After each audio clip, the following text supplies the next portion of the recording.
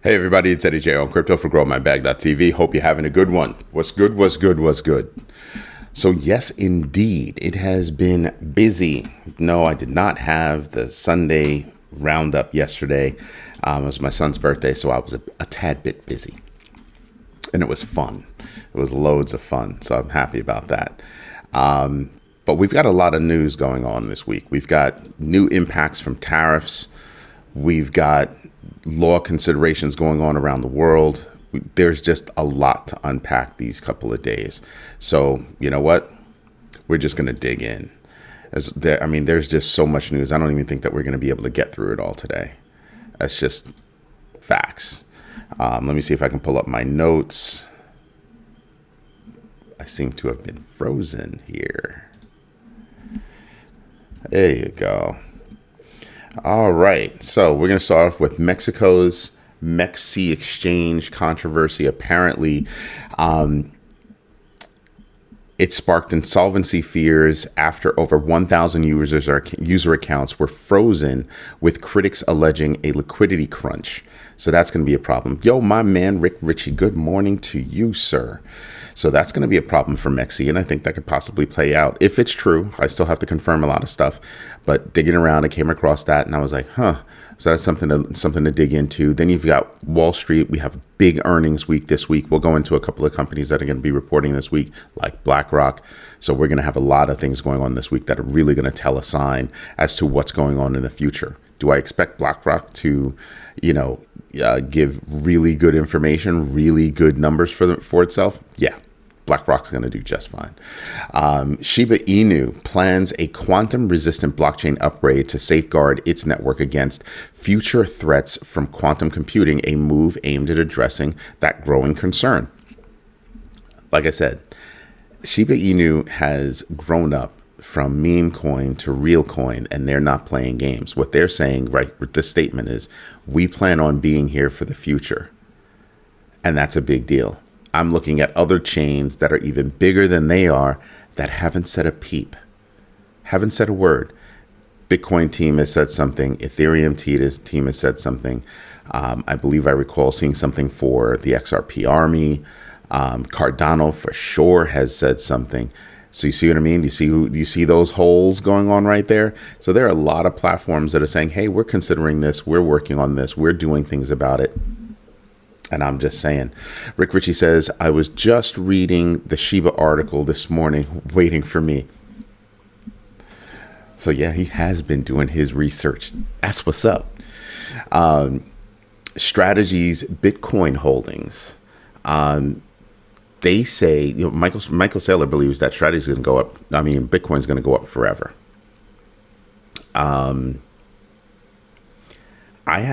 He doesn't mean straight up. So before you get that argument in your head, get it out of your head. He doesn't mean straight up. What he means is that for the most part, he believes Bitcoin. Sorry, my dog is over here acting up. Whew. Yeah, he passed gas and it's deadly. Glad to have the fan on.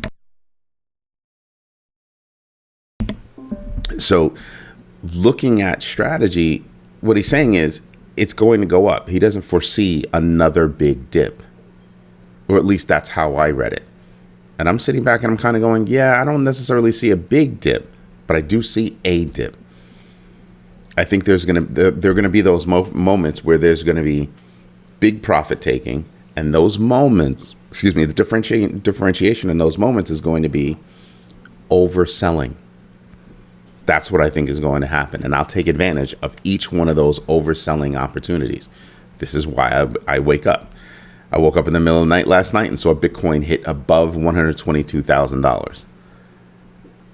So I tapped both my sons and be like, yo, go look at crypto. Little good news for when they wake up. So that's going to be a good thing. Whoa.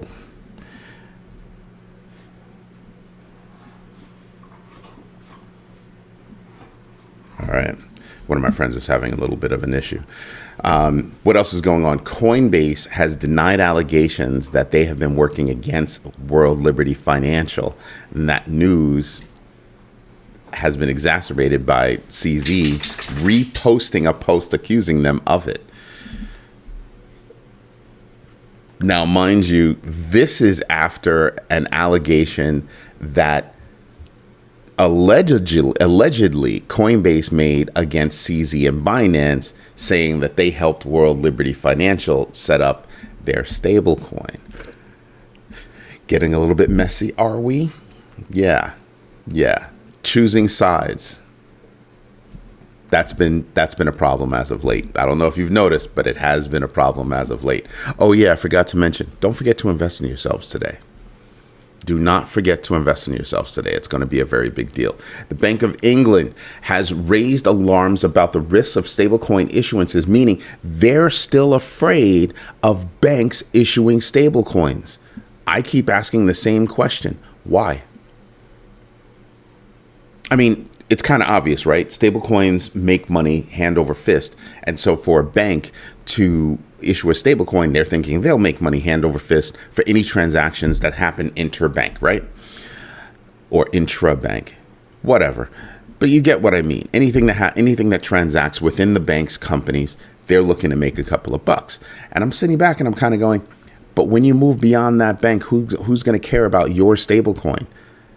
You're still going to need a more universal stablecoin. You're still going to need a coin for settlements and things going over cross-border, that kind of stuff. And that's not going to be your stablecoin. So again, what's the point of your stablecoin? Now, it's been the United States stance that we're going to make, or that the United States is going to make stablecoins hold U.S. treasuries or the dollar, right, 1-to-1. That's going to play out to be interesting, right? Because that basically says that the United States wants stablecoins to hold its debt, thusly alleviating some of the problems of the debt. Now, that hasn't been a voiced plan, but it's kind of playing out in that way, don't you think? So yeah, do your own research, know your entries and exits, and absolutely invest deliberately. Because every day that you do research, you're going to start to connect the dots. You'll start to go, oh, this is related to this, is related to this, and you'll start to see how things are playing out. And you'll be able to better manage your bags. And that's the whole point of Grow My Bag as a community. Just saying, just trying to share a little something. Then you've got U.S. authorities have charged DPRK entities and Omega Pro founders with cybercrime and global scams. Basically, they're saying you're a part of the Lazarus Group, and we know you, we see you, and we're letting you know about it. So we'll see what happens from that. Truthfully, I think that, North Korea has been at war with the world for years now. And I'm just wondering when the world's going to fight back. I'd like to know how the world is fighting back. How's that one? I should probably respond to that. Let her know that I've got it.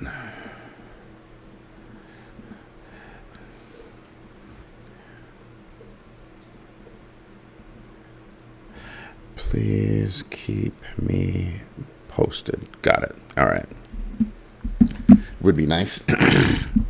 Then we've got, let's see, Trump's proposed 30% tariffs on Mexican imports. That shocked the heck out of me. Why did it shock the heck out of me? Well, now that we're having those problems in Texas, who was the first to respond? It was actually Mexico. Mexico sent first responders across the border into Texas to help rescue people. Apparently, some of the people that were rescued are related to a very well-known sheriff, allegedly, a very well-known sheriff that has been against, people coming across the border. And now he's like, well, they came across the border and did nothing but help us.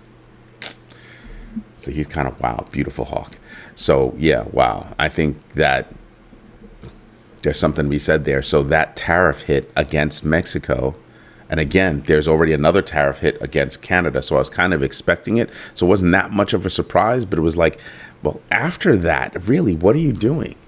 Mind you, the hit against Canada is kind of dumb, right? Because Canada is now pulling back, I think, 500 megawatts of power that they supply to Michigan, Minnesota, and New York State. That's going to be a very big deal. Not even going to be. It is a big deal. That's been the threat since the U.S. has been going up against Canada for a while. It's like, we get power from them. So what's your contingency for that replacement of power? I'll wait. There's certain places where we're expecting plans that we're not getting them. That's going to be a major problem. I don't like how that could possibly play out. And I hope it gets fixed by wintertime. One could hope, right? It's going to get difficult. It's going to get tough. It's going to get more than tough, and for no reason. What else do we have going on? We got South Korea's central bank is grappling with the challenge of regulating stablecoins as the country's digital asset market expands. Yeah. I think we're going to be hearing more and more stories about how countries grapple with regulating crypto to begin with. Truth be told, they haven't had to think about this since they started regulating the banking industry. And the reason why these countries are actually having problems trying to regulate crypto is because they've got to, grow those muscles again. But here's the other part. You can't just slap on the same rules onto crypto as you have for banking. They're different. So you've got to figure that out. So that's going to be a very interesting thing as we see this play out across the world, or should I say around the world, right? So yeah, it's going to be a big deal, people. Pay attention to that. Pay attention to rules and regulations that are happening on a global scale, because everybody's watching everybody, trying to weigh, would that work over here? Would that work over here? Would this work over there? Everybody's weighing right now. Nobody's got a solid plan. The only thing I do like is that everybody's weighing right now. That's actually a good thing. Let's see, what else do we have? Hong Kong is advancing its bid to become a global digital asset hub, issuing new bonds to attract international investors and foster collaboration. Yeah. Been seeing this for a while. Then we've got Tornado Cash legal case for one of the founders. Yeah, that's going to be a problem. It's not going away. So I wonder what kind of evidence they have that they're, just digging in. They're not going to let it go. We'll see what happens. The cool thing out of it is that, the platform's case, the case against the platform is okay. That's going to go away. So it's not the platform, it's the person. So if it's the person, what kind of evidence is there? So I'm dying to see, if that goes to trial. I will be paying attention to that trial, right? China's pivot to U.S. manufacturing for Bitcoin mining hardware could accelerate global Bitcoin production, leveraging U.S. energy infrastructure and supply chains to meet rising demand for mining equipment. Now, here's the problem. So let's pretend that happens and mining comes over here. We don't produce enough energy.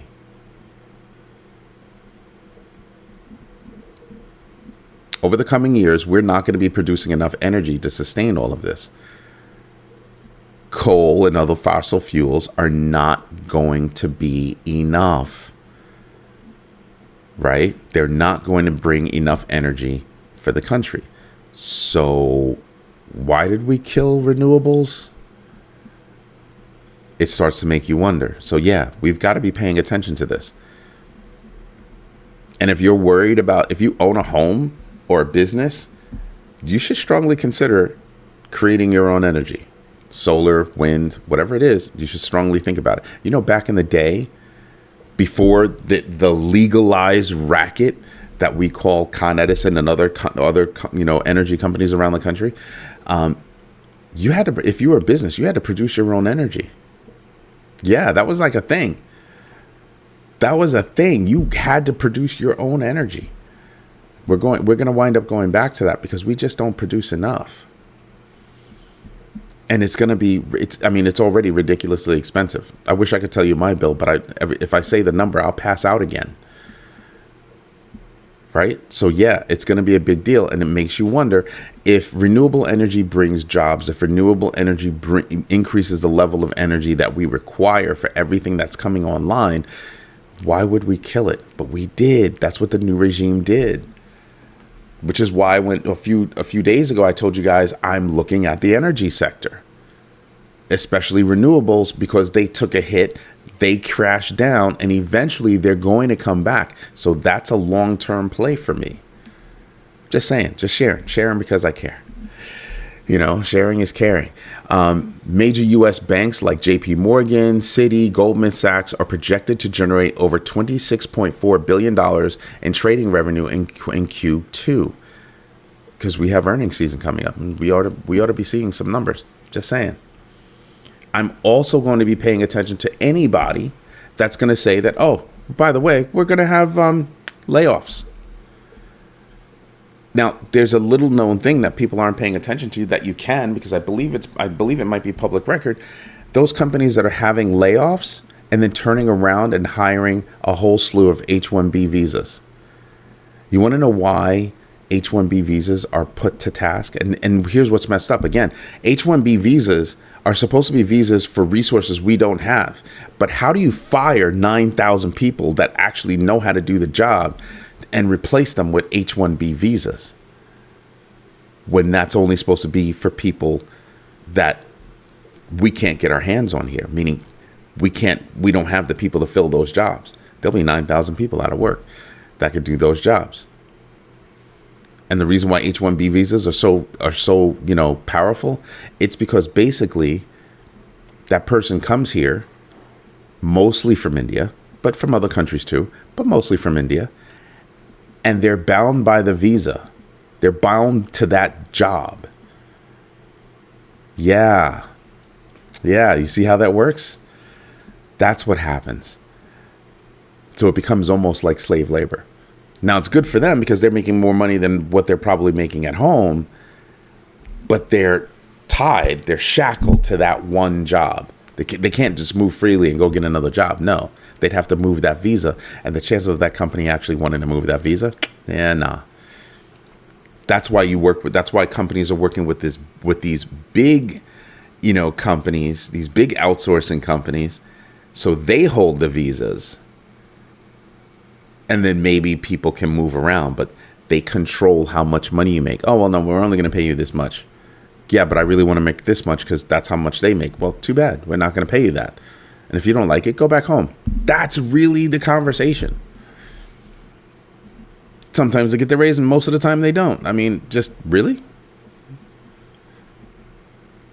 So yeah. I'm going to be paying attention to companies that are saying, "Oh, we've got big layoffs," and then I'll be paying attention to the information that surrounds H-1B visas coming into the country. Yeah.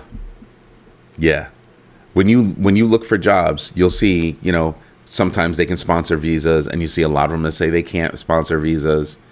Yeah, that's the big deal. That's what they're talking about. So I'll be paying attention to any company that does that. And I'll be rethinking what companies I will be investing in that are over leveraging H-1B visas. Like I said, Microsoft is laying off 9,000 people. I'll be paying attention to see if Microsoft lays off those 9,000 people and then brings in a whole bunch of H-1B visas. And my first clue will probably be, you know, how many consulting gigs are at these companies. Yep. Just saying. XRP is poised to benefit from Fedwire's adoption of ISO 20022. People are thinking that could be a big deal. So we'll see what happens with that. ISO 222 to me is not a big deal. It's not a big deal. Some banks are picking it up. Fedwire might pick it up. Certain coins might do well because of it. Those so-called ISO 222 compliant coins. There's no real compliance for coins, but they try to pretend that they're compliant, or maybe they practice those compliance levels, but there's no real certification of compliance. Still, some of those coins could wind up going up. And XRP could be one of those coins. We'll see what happens. We'll see if it actually has an impact. You know what I mean? We'll see if that remains to be an impact. The reason why it could be good for XRP is because of cross-border settlements. That could be a big deal. Now, there's also something about Ethereum. Ethereum's supply chain shock has intensified as more Ether is locked into staking, reducing circulating supply and potentially driving up prices. And you can see Ethereum doing quite well right now. But you know what we should do? That's right. We should get into the news and get into the numbers. And you know what? I didn't have anything up for that. I didn't have my logo up, and that's bad because people steal content. Seriously. But let's go do this. Let me get my notes out of the way. Sorry about that. Let's start back down here. Right now, we've got Dow futures down 122, S&P futures down, 18.5, NASDAQ futures down 74.75. Why? Tariff stuff. Conversation about tariff. There's also the whole regime is sending out all its minions to talk nonsense about Powell and how they're looking into how he could be fired. And it's like, we've had this conversation before. Why are you trying to dredge it up again? It's not a thing. There's no there. He can't be fired unless he does something wrong. And then they're saying, well, he's allowing, work to be done on these ancient old buildings. And, they seem extravagant. There's been no work on those buildings for decades. You would think there's probably a lot of work to be done.